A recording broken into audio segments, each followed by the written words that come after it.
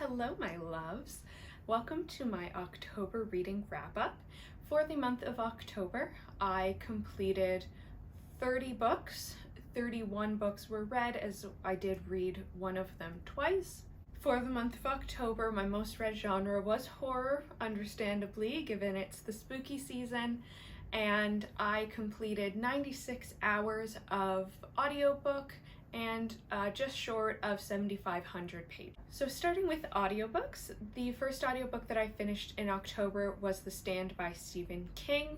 In The Stand, essentially there is a pandemic that has escaped from a military base, and it follows the events of pre-pandemic, how it spreads through the world, and then how different people have reacted to the pandemic and traveling around trying to find other survivors.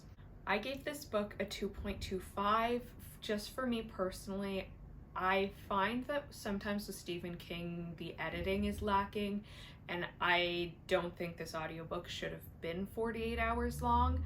I had to listen to at least like 4 hours a day to be able to finish it before I had to return it to the library, and so it felt like an obligation to listen to, not something that I wanted to do. And there were just so many characters to try and keep track of that I was lost, and by the time I remembered who this person was, we'd already moved on to someone else. So it just wasn't for me. I prefer King's work when it's a bit shorter and more snappier. I find sometimes the longer stuff gets very bogged down. So, fortunately, The Stand wasn't the book for me. I also finished The Robots of Dawn by Isaac Asimov, and again, this was one that I thought was longer than it needed to be. It is a kind of murder mystery set on a different planet, and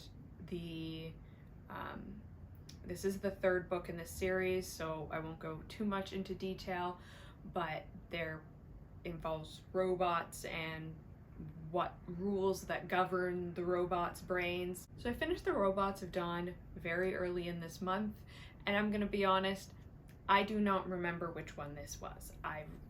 This is the third one in the series. I read the other ones as well, and I cannot remember which one was which, because I didn't find there's anything too grabbing to me about the plot. The concept of the 3 rules governing robots, very interesting, very food for thought, but I just didn't find the plot to be anything particularly memorable. Getting the same rating was Cat's Cradle by Kurt Vonnegut. In this, there is a reporter who's researching a story about a man who built the atomic bomb, and through this he finds out about his other invention and gets connected with different members of his family. I didn't get it. I have read Slaughterhouse-Five back when I was in high school, and I didn't get that then. I thought I'd give Vonnegut another try to see if I could understand where the satire and the alleged dark humor comes from. I don't get it. Is the message war is bad? Because I got that, and I think there's people who have done that message better. Cancel me on my second YouTube video ever. I don't get Kurt Vonnegut. Maybe I'm not smart enough, or maybe I just prefer other things. Unfortunately, a second Vonnegut that didn't hit with me, and I'm probably not going to try another. Moving on to things that got 3 stars. I gave 3 stars to The Last House on Needless Street. So in this story, you're following a man who lives alone in this house and kind of shuns most other people. And then there's also some stories that are told from the perspective of his cat. And he also has a daughter who lives with him in this house. And it is kind of a thriller, suspense, horror, so I won't go much farther than that without spoiling anything. For me, I didn't particularly like the plot twist at the end, and I'm not particularly in a position, because it did deal with a certain mental health condition, I'm not in the position to be able to make that assessment on whether that was handled sensitively. I was at points very intrigued by what was going on, but the one plot twist early on was a lot more interesting than kind of the second one. It was okay, I enjoyed reading it, but not something I would recommend to other people or necessarily want to read again. My highest rated audiobook of October was Blackfish City by Sam J. Miller. Yes, Sam J. Miller. In this, there is a climate crisis, and there's a community living up north, and there's some magical elements with this woman who can command orcas. You follow a few different storylines of people living in this community and how the technology of their world interacts with their natural environment. I enjoyed it. Do I remember most of what happened towards the end of it? No, but I did think there were some interesting points in it about the upcoming and imminent climate crisis. Of the 8 graphic novels that I finished in October, 4 of them were volumes of Blood on the Tracks, which follows this child who has a very odd relationship with his mother. When his cousin is injured, he kind of unravels this really toxic relationship that he has with his mother and some of the memories that he may have suppressed from his childhood. I've really been enjoying it. The art style is really cool. Some of the plot twists have been just bonkers. So I actually finished another volume of it this month already in November, and I'm looking forward to kind of seeing where this crazy story ends up. The second group of graphic novels or manga or what have you that I read in October was Stalking. I completed volumes 2 and 3 of Stalking. In this, there is a man who's stalking another man, and then he breaks into his house and finds out that he kidnaps and kills people. And they start this really toxic, almost interdependent relationship, and it is sexual and violent and obscene, but you just can't look away. Currently waiting on volume 4 of that from the library and interested to see kind of where that story ends up. And the new editions of series that have been going on for a while, I completed The Missing, which is one of the Dragon Age graphic novels based on the video game. I'm a huge Dragon Age fan. This one particularly brought back Varric, who's a character that is much beloved. I'm interested to see, because it is very clearly setting things up for the game, and that game is gonna come out. How far it will be from this, let's find out, but I am, interested to see eventually how all of this will tie into the new game. And the last one I read in October was The Ballad of Two Wolves from the Witcher graphic novel series. I actually enjoyed this one better than I enjoyed the Dragon Age one, which is saying something. In that graphic novel, Geralt goes into a town that has a werewolf problem, and he has to investigate whether these women who have taken over the town intentionally set the werewolf free or something else is going on. And I really enjoyed the way that one went, and the art style I thought was particularly well done in that one. So those are the graphic novels that I read in October. Okay, and for the novels, we'll go in chronological order. The first book that I finished in October was Sookie Stackhouse series Dead to the World, which is number 4. In this book, Eric loses his memory and has to hide out at Sookie's house, and in the meantime they are investigating a witch coven may be responsible for Eric's memory problems. This book I gave a 3.5 because I love Eric. I love him so much. Alexander Skarsgård, call me. I thought the witch plotline could have been stronger. I found that kind of fell flat, but I do love me some Norse vampire. 3.5 mostly for that. Next, I read a nonfiction book, which I'm going to have to read the title of because it's long, Between the Stops, The View of My Life from the Top of the Number 12 Bus, and that is by Sandy Toksvig. I'm a huge fan of QI, and Sandy Toksvig is the host in the later series, but I didn't really know much about her personally, so I thought this book was a really good way to get to know her outside of QI. And I did find that there were some really interesting anecdotes about her life particularly. She seems to have lived a full life and done so many things. And then it did also include some history of London, the city, which I thought was a really interesting way to kind of balance more personal anecdotes while also being educational.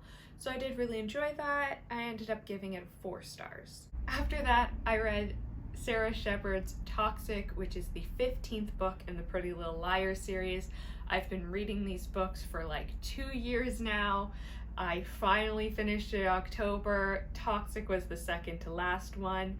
I gave that one a 3.25. It's a YA series. I'm not looking for stellar quality. I'm here for a fun time.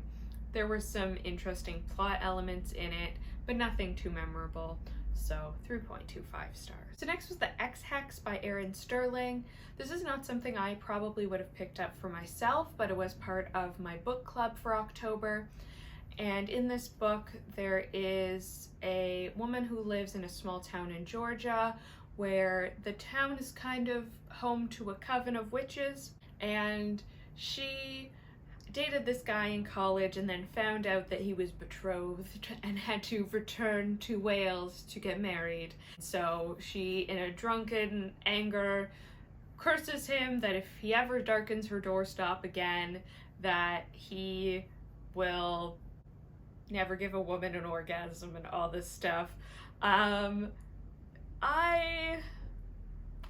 gave this book a 3.5. And I enjoyed it while I was reading it, but then kind of the more I thought about it, the more I fell apart. It's a silly romance, so I'm trying not to judge it too harshly. I just thought that the male lead, Reese, was not really well written, considering he's supposed to be Welsh, and then you forget that a lot of the time because he's not written that way. But it was a fun time for a spooky Halloween read that's more on the lighthearted side, so 3.5. Next was The Lake of the Dead, which is a Nordic novel, originally published in the 1940s and then obviously translated into English. I gave this one a 2.0. I thought the pacing was a little weird. I just wasn't drawn into the mystery very much. Essentially, there's this legend about some man who was in a relationship with his sister, and then his sister leaves him to go get married to someone else and then drowns in a lake, and it was weird. It was weird. It was not my thing. I wasn't intrigued by the mystery. Next was The Family Game by Catherine Stedman, and this one I really did enjoy. I gave it a 4.25. In this book, there is a woman who has been in a long-term relationship with her boyfriend and is going to be meeting his very rich family for the first time, and she has to deal with the weird family dynamics and the weird rules that this family has, and also the secrets that they're trying to keep. This book reminded me of Ready or Not, the movie, which I did enjoy the movie, so this felt like a similar kind of deal to that. So I did enjoy it. I was hooked in, and I would recommend it. It was a good time. Next, I read The Bell Jar by Sylvia Plath. I ended up giving this one a 4-star. In The Bell Jar, the main character is this woman who is kind of in school, and it's summer vacation, and she really is just struggling with her mental health and what her role in the world is as a woman, and I really enjoyed it. I chose to read it because I do try to work in some classics into my reading so that I have that basis of knowledge of where literature comes from. I wasn't expecting to like The Bell Jar as much as I did, but I did find that it was very relatable, which is kind of unfortunate if you know how the Bell Jar and Sylvia Plath ends. But I did think that the character was really realistically written, and also as kind of an account of how women felt about their place in the world during those times. Next was Rebel Robin by A.R. Capetta, which is from the Stranger Things novelizations. So these show kind of the more fleshed out version of the story of some of the background characters. This one was about Robin, and really about her story of breaking out of the mold and expectations and coming out of her shell and coming out to herself. I thought that this was a really good book for teenagers and still, you know, heartfelt enough for an adult to enjoy. So I gave it a 3.75. I think this is one that you don't necessarily have to be really into Stranger Things to like and enjoy, but it is nice to have books about queer characters, because there wasn't a lot of that when I was a child, and it would have been nice to have things like that. So I'm glad that teenagers of now get characters on TV and in books telling stories like this. Next was Rouge by Mona Awad. Bunny is probably the best book I've read so far this year. We'll see if anything in the next 2 months can top it. Rouge by Mona Awad was just published fairly recently. So in the story, the main character is this woman who is obsessed with skincare, and when her mom passes away, she has to go down to LA from Montreal to make arrangements, and she ends up at this spa that her mother used to attend, but something about this spa is very wrong. So with Rouge, I gave it a 4.5. I did really enjoy it. I just found it started a little bit slow, and there were times when she would go on and on about skincare, and I'm like, I get it, you're building up the character, but I don't care. But it got there for me in the end. I won't go into too much more, but I did end up really enjoying it. But I would say if you read All's Well and really liked it, it's a little bit similar, and that could be to its benefit or it could be to its detriment, because you'll be comparing the two. I read All's Well after, so I didn't have that in my head to make that comparison to. Next, another long title I'm gonna have to read, Celtic Tales, Fairy Tales and Stories of Enchantment from Ireland, Scotland, Brittany, Wales. This book was illustrated by Kate Forrester, and that is what it says on the title page. It doesn't credit any of the authors, and I think it's evident from the book that it was an illustrated book first. It was not a mythology book first, and the fact that they advertise it as illustrated by Kate Forrester. The book does cite the authors at the end. A lot of them are traditional folk tales. I would have liked if a bit more attention had been paid to how the stories were told, because some of them seem just, let's get you all the facts here so we have a reason to put the picture here. And then also the fact that it was broadcast as illustrated. They didn't do illustration throughout, it was just one cover page photo. So I did give it 2.5 because there wasn't necessarily anything wrong with it. It wasn't what I was expecting, and I would be interested to dive more into the Celtic mythology, but one that gives it the attention and depth that it deserves. And then another Mona Awad, I read All's Well. So I did actually try and read Rouge and All's Well because I was supposed to see Mona Awad on a panel at the end of October, and she ended up being sick and unable to attend. So I read Rouge and All's Well almost basically back to back, and I gave All's Well also a 4.5.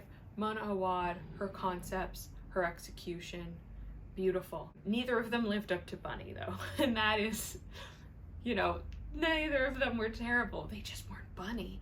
So all's well. The main character is a theater teacher who had an accident on stage and has chronic pain, and she drinks and she takes pain pills to try and manage this pain. She's forced to retire because of the pain and ends up a teacher at a theater college with a very unappreciated theater program, and she wants to put on as well and is getting pushback from the admin. And then it is kind of a descent into madness as she tries to put on this play while managing her pain in some ways that are maybe a little mystical and magical. So it was fun. It was weird. I lived for it. So next is the book that I read twice, and I will explain why I did that. First, the concept. Basic plot is that there are these two college students living off campus, and then one day they find underneath one of theirs bed that there is this stairway to this basement that is this infinite maze. And they go into the maze and they come back and it's not quite their own world. And the really cool thing, and the reason that I read this twice in the same month, is that in this book there are hundreds of variations on it. So if you purchase the book through Amazon, there's 2 different versions you can buy, at least on Amazon Canada. But if you go to the author's website, you can buy a custom personalized version of the book that no one else is going to have. So there are hundreds of different areas of the book where your book can be unique. So the first book I read was the Amazon version because I wanted a physical copy and I wasn't sure about shipping, buying on, and import tax, things like that, buying through the author. And then I finished it and I was like, I need to know how else this ends. And so I did end up getting a personalized ebook copy as well, which I read as in the same month. The concept of an infinite basement with infinite parallel worlds and your copy of it is unique. It just really fit into the themes and the plot of the book, and having your own, just so cool. So when I read it the first time, I gave it a 4.75. I knocked that 0.25 off because I thought that some areas of the characterization was pretty weak, and I just kind of didn't get how the characters interacted at points. And then I read a second copy, and some of those seem to have been a bit fixed in a different copy because the relationship between the two characters is one of the elements that can change. So it's just kind of an element of my specific copy that I didn't, the first copy that I didn't get the best option. I still keep it at 4.75 because not all the copies have the great relationship. And I did also attend Katie Coulson's live stream and heard some of the other seeds that people had, and I want a third copy and a fourth copy because there are things that were mentioned that I didn't even know were possible and would really like the chance to explore. So maybe next Halloween I can, make it a tradition to get a new copy and a new seed of Subcutanean. I really encourage you guys to check that out. Subcutanean was my best book of October. After that, I read Vicious by Sarah Shepard. I finally finished the Pretty Little Liars series. I gave the last book a 2.5. I credit Sarah Shepard. It is probably near impossible to wrap up a 16-book series and make sure that everything's tied up in loose ends. I just didn't particularly like how some of this ended and was wrapped up. I thought some of it dragged a bit, so 2.5. Overall, the series was like 3.3 for me, but I wasn't reading it again thinking it was going to be the pinnacle of literature. It's something fun and fluffy that I really like to kind of space out some easier things with some kind of darker and more serious things. And then I read A Twisted Love Story by Samantha Downing, and I gave it a 2.5. I just hated basically everyone in this book, which I feel like was maybe a bit of the point, but oh my god, did everybody in this book suck. In this book, there is this couple who's on again, off again, and when they are on, they are just so terrible for each other, and they are so toxic, hence a twisted love story, but not even like in a fun way. They were just awful people, and like there were side characters too who also weren't fucking terrible people. So yeah, 2.5, because it wasn't like poorly written or anything. I just didn't like anyone in this book. And there were some intriguing bits of the plot, but again, I hated everybody in the book. So 2.5. Next, I read Pyramids, which is the 7th book in the Discworld series. In this one, it's a standalone, so it's not really connected to much of the other plots. There is this pharaoh's son who goes to an assassin college, and then he comes back, and people are building pyramids and bankrupt in the town. The pyramids cause some weird stuff to happen. I ended up giving this one a 3.5. I'm still waiting for one of the Discworld books to blow me away. I have heard so many good things about this series. So many people love it. I am 7 books in, I'm like, they're good, but where is the this blows me away? So I've heard Guards is where Terry Pratchett really hits his stride, which is the next one for me. I have it on hold. But Pyramids, I did enjoy the characters in it. It had some fun, zany fun times, but still waiting for that blow me away. So it's maybe more a bit about my expectations than the actual quality of the book. Next, I read The Future by Catherine LaRue.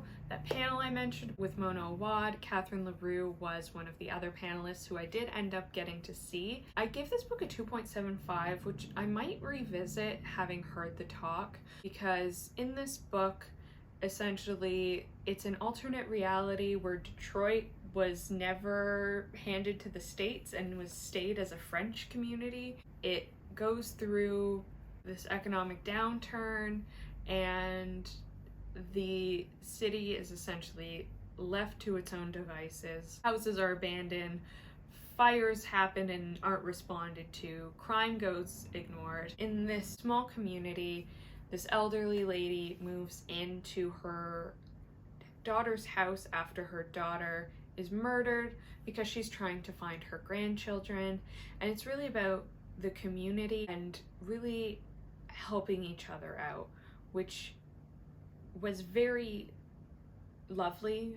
I did find I struggled with the pacing a little bit. I found it slow at times. Overall, the intrigue and keeping me going was a little low, but at the end, the pieces all kind of fit together and the plot did really come through. 2.75 overall for me, maybe bump it up to a 3 or a 3.25. Having heard Catherine LaRue give the talk and explain where she was coming from kind of added some context to that for me. And last, Dead as a Doornail. This is the 5th book in the Sookie Stackhouse series. In this one, someone is going around shooting shapeshifters, and Sookie's trying to figure out why to keep her friends and family safe. I gave it a 3.5. I'm enjoying the Sookie Stackhouse books. They're light, they're fluffy, they're not great works of art by any means. This one focused on shapeshifters and werewolves. I am very much a vampire girl, so 3.5 for me. You know, nothing wrong with it, just prefer some of the plot lines of other books. And those are all the books that I read in October. Thank you so much for watching this through, and leave a comment below of the best book that you read in October, and let me know your thoughts on any of the books that I read.